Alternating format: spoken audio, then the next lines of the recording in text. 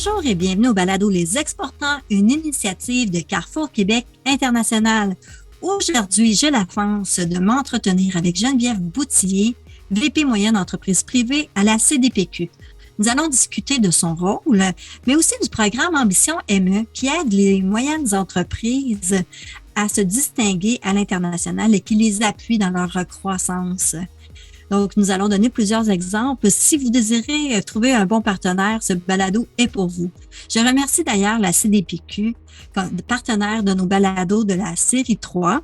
Alors, je vous souhaite une bonne écoute.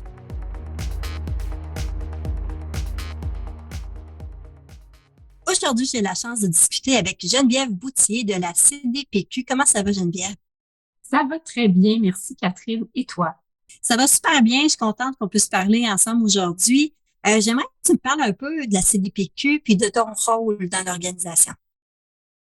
Avec plaisir. En fait, la CDPQ, c'est 46 déposants, donc c'est le fonds de pension qui permet de gérer l'épargne de millions de Québécois. Donc, moi, mon rôle plus spécifiquement à la Caisse de dépôt et placement du Québec, c'est d'investir dans des moyennes entreprises au Québec. Donc, c'est de prendre des participations dans ces entreprises québécoises-là et de les aider à progresser et qu'elles deviennent éventuellement des grandes entreprises. Ça fait combien de temps que tu travailles pour la CDPQ?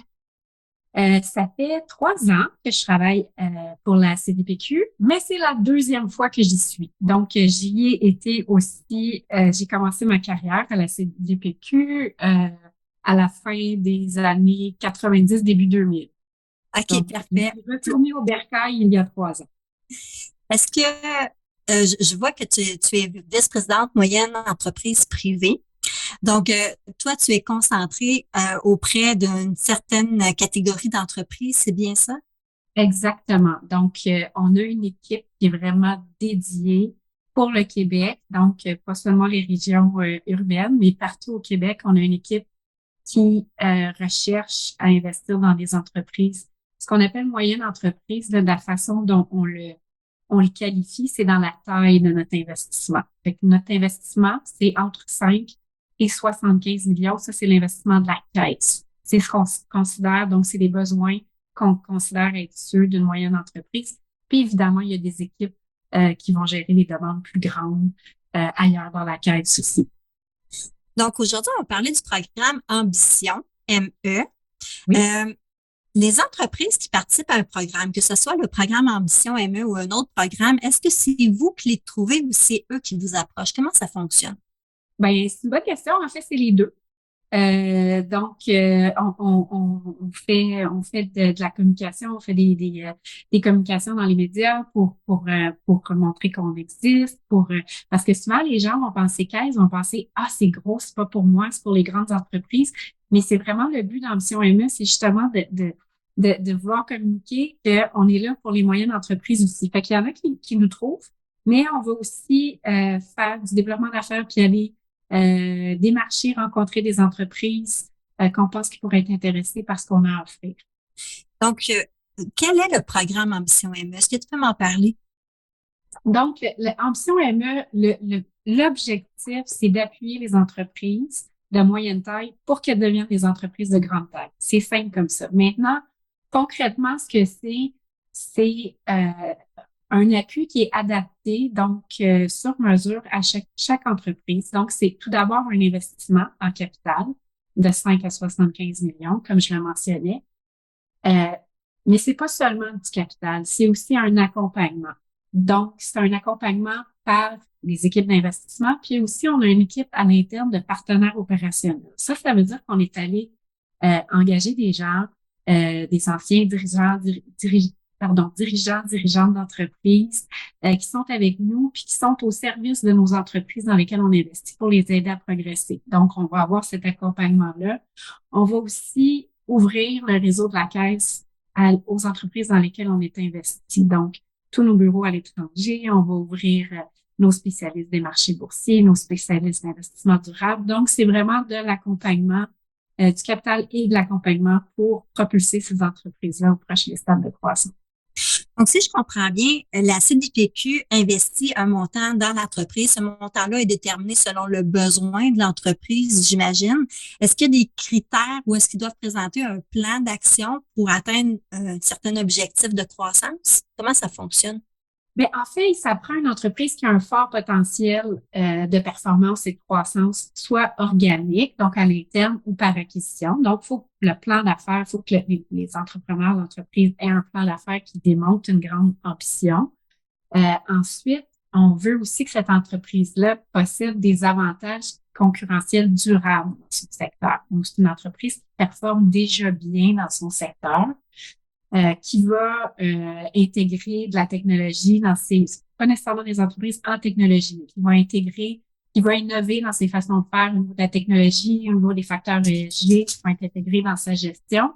Et on veut aussi miser sur une équipe de direction qui est compétente, qui est ambitieuse, puis qui est surtout ouverte à la collaboration. Ouverte à la collaboration parce qu'il va y avoir, j'imagine, des personnes de la CDPQ qui vont les épauler dans leur gestion. Est-ce que c'est comme ça que ça En fait, fonctionne? plus d'une personne, c'est sûr qu'il y a les gens qui font l'investissement, mais comme je le mentionnais, on peut les mettre en contact avec des clients potentiels, des fournisseurs potentiels. On peut les mettre avec des spécialistes particuliers. On pourrait les accompagner aussi en les aidant à trouver des membres, des administrateurs externes de sociétés qui vont être capables de créer de la valeur. Donc, on pense qu'un des facteurs de succès d'une entreprise, c'est que son équipe de direction soit ouverte au partenariat et à collaborer avec nous, mais avec aussi les autres parties prenantes. Fait que oui, collaboration, c'est un mot très important. Je comprends. Et les entreprises qui travaillent en équipe, là, c'est des entreprises qui performent bien. Assurément. Puis les gens avec qui j'ai discuté au cours des balados de la saison 3, c'est ce qu'ils mentionnaient. Ils aimaient beaucoup le fait d'avoir un réseau de par la CDPQ. Ça a l'air vraiment être un élément essentiel pour eux. Ils vont chercher de l'information auprès des spécialistes. Maintenant, une entreprise qui se démarque. Là, moi, je suis un entrepreneur. Je crois à mon produit, évidemment. Tous les entrepreneurs, ils croient donc à leur produit. Mais qu'est-ce qui fait que pour vous, une entreprise suscite de l'intérêt à un investissement? Qu'est-ce qui fait que se démarque? Là, on parlait tantôt qu'elle investit en technologie, son produit se démarque. Est-ce qu'elle doit démontrer, est-ce qu'elle doit faire une analyse de la compétition, par exemple? Ben, en fait, c'est sûr que les entreprises doivent être au courant de leur compétition et on peut les aider avec cet aspect-là aussi. Mais je pense qu'un des facteurs de succès aussi dans une entreprise, c'est de bien connaître sa compétition, bien connaître ses clients, savoir où on se situe par rapport à ses compétiteurs. Mais tu sais, pour répondre à la question initiale, qu'est-ce qui fait en sorte qu'on veut investir? C'est quand on sent on peut avoir un impact, qu'on est le bon joueur, qu'on est la puis, effectivement, on pense qu'avec nos ressources, pas seulement financières, mais qu'avec les réseaux, je parlais de réseaux clients potentiels, fournisseurs, tout ça, on peut donner un coup de pouce, puis on peut aider à propulser les entreprises. Ben, là, c'est sûr, super intéressé à participer dans cette aventure-là. Est-ce que tu peux me donner un exemple d'un accompagnement que tu es particulièrement fier? Ça, c'est toujours une question difficile. C'est comme, il y a tellement de beaux exemples. Et j'avais le goût de parler aujourd'hui de Groupe Novatec, qui est une entreprise qui est assez connue dans l'industrie des portes et fenêtres, donc qui est située à Sainte-Julie. C'est une entreprise dans laquelle on a investi en 2012. C'était un cas, entre autres, de relève dans ce cas-ci. Et ils ont, depuis 2012, énormément fait d'acquisitions. Donc, ils ont fait des acquisitions au Québec, ensuite sont allés au Canada, ensuite sont allés aux États-Unis et en 10 ans, pardon, 10 ans, ils ont quadruplé leur chiffre d'affaires. Donc, c'est une croissance qui est assez fulgurante. Puis, on est assez fiers de l'accompagnement qu'on a pu leur offrir parce que nous, des acquisitions d'entreprise, on en voit toutes les semaines, alors que souvent, l'entrepreneur, c'est sa première, c'est sa deuxième. Fait qu'on est content de la collaboration qu'on a eue avec cette entreprise-là, puis ils ont tout le mérite de l'avoir fait, mais on est content d'avoir pu les accompagner dans cette aventure-là. Quand une entreprise fait une acquisition, là, c'est aussi l'acquisition d'une nouvelle culture. C'est pas évident. Est-ce que vous êtes capable de les accompagner dans ce cheminement-là, d'arriver sur un nouveau marché en même temps, nouvelle culture, une collaboration avec une nouvelle entreprise? Ça semble être quand même un défi, mais c'est une belle façon de croître effectivement sur un nouveau marché. Est-ce que vous avez une équipe d'experts qui peut aider à ce niveau-là? Absolument. Puis t'as raison, Catherine. Acheter une entreprise, je dirais, c'est pas le bout facile, mais c'est le bout le plus facile. Tu sais, c'est pas, il y a beaucoup de réflexion en arrière de ça, mais après ça, d'intégrer ces deux entreprises-là, c'est des gens avec des cultures différentes, c'est des systèmes comptables différents, c'est des villes différentes, c'est des plans stratégiques qui sont différents. Donc, il y a beaucoup de temps qui sont passés avec les entreprises en amont pour prévoir, parce que ça, c'est des choses que tu prévois en amont d'une transaction, mais aussi pour la vivre. Puis on a effectivement des experts à l'interne qui accompagnent les entreprises à ce niveau-là. Puis la seule chose qu'on sait, c'est que ça se passera pas comme on a planifié que ça allait se passer. Ça, c'est la seule chose qu'on sait. Alors, on veut être là pour toute éventualité, puis aider les entrepreneurs dans ce chemin-là. Puis, tu sais, si on regarde, là, on a calculé le nombre d'acquisitions hors Québec qui ont été faites dans les 5 dernières années par nos entreprises. Oui. Seulement hors Québec, là, c'est 350. Mon Donc, Dieu. plus d'une fois par semaine, on a une entreprise québécoise qui achète à l'étranger. C'est pour ça que je dis, ça prend des entreprises qui ont envie de cet accompagnement-là, qui ont envie qu'on puisse partager ces expériences-là, puis de croître soit de façon organique, comme je dis à l'interne, mais aussi par acquisition où on pense qu'on peut être d'une aide intéressante. Donc, les entreprises de partout au Québec peuvent bénéficier de ce programme-là. Toi qui vois plein d'entreprises, là, est-ce que tu vois un fil conducteur qui quelque chose de ressemblant dans chacune de ces entreprises-là qui fait qu'elles se démarquent?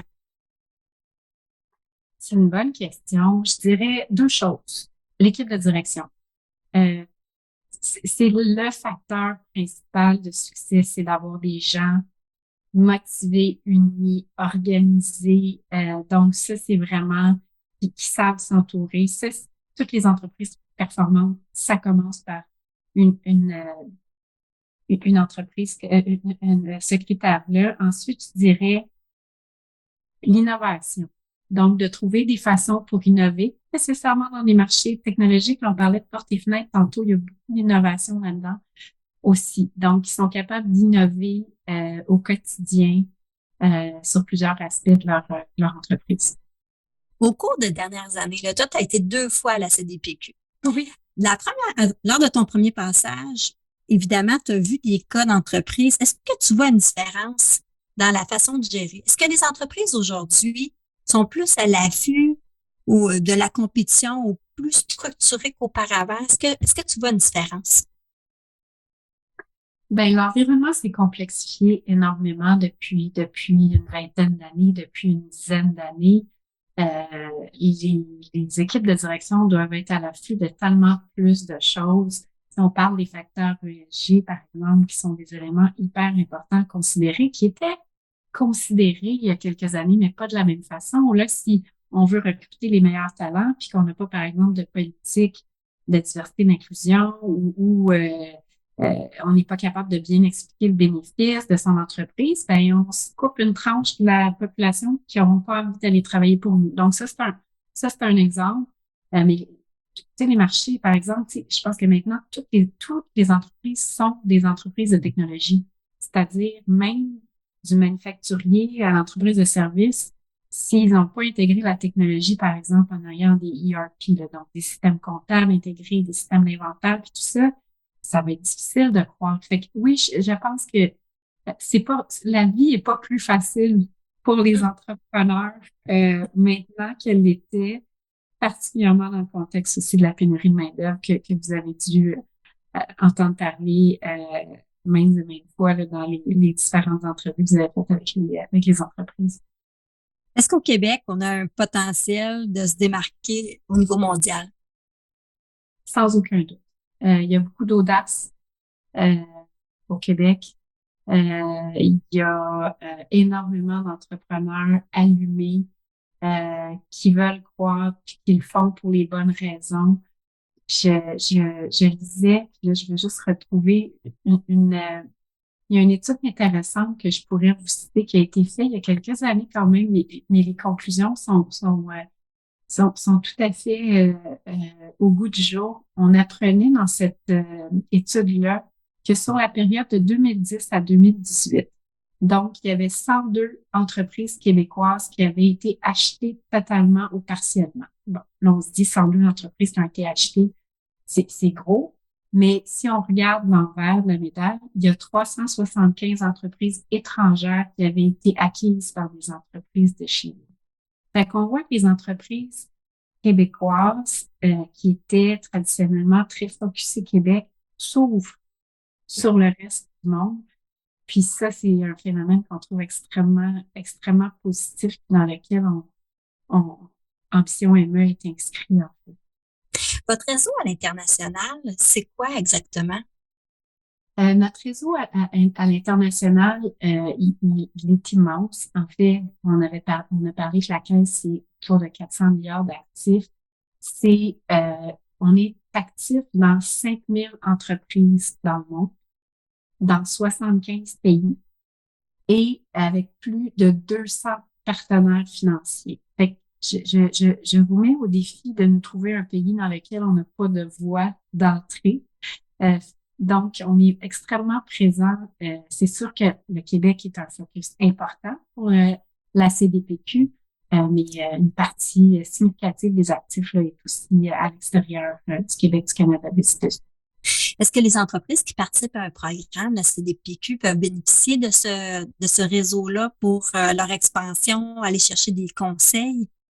Tout à fait. Puis c'est ce qu'on tente de faire et ce qu'on fait avec les entreprises.